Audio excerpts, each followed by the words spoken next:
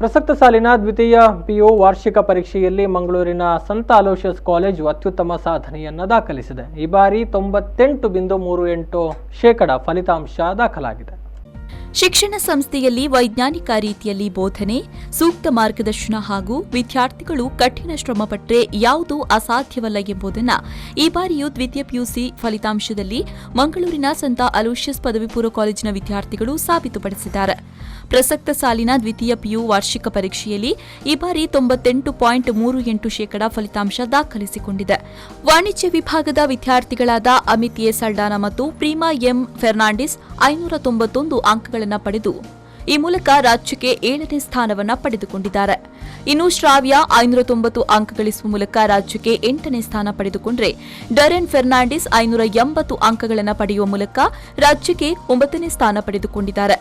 ಹಾಗೆಯೇ ಶಿಫಾಣಿ ಎಸ್ 586 ಅಂಕಗಳನ್ನು ಪಡೆದುಕೊಂಡಿದ್ದಾರೆ. ಇನ್ನು ವಿಜ್ಞಾನ ವಿಭಾಗದಲ್ಲಿ ಜೆಸಿಕಾ ಜೆ ಪಿಂಟೋ 586 ಅಂಕ, ಖದೀಜಾ ನುಫ್ರಾ 586 ಅಂಕ, ಪ್ರಾಪ್ತಿ ಪಿ ಶೆಟ್ಟಿ 585 ಅಂಕ, ನಿಧಿಶ್ರೀ ಆಚಾರ್ಯ, ಸಮೀಕ್ಷಾ ಪಿ ಶೆಟ್ಟಿ, ನಿಶೆಲ್ ಫ್ಲಾರಾ ಡಲ್ಮೈಡಾ ಹಾಗೂ ವೇದಾಂತ್ಗೆ 582 ಅಂಕ ಪಡೆದುಕೊಂಡರೆ ರಿಫಾತ್ ಮರಿಯಂ 581 ಅಂಕ, ಅನನ್ಯ ಎಸ್ ವೈದ್ಯ 580 ಅಂಕಗಳನ್ನು ಪಡೆದುಕೊಂಡಿದ್ದಾರೆ.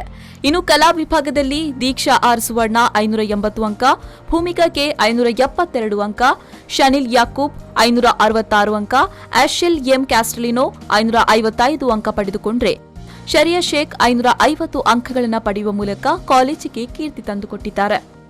Bureau report V4 News 24/7 Mangaluru.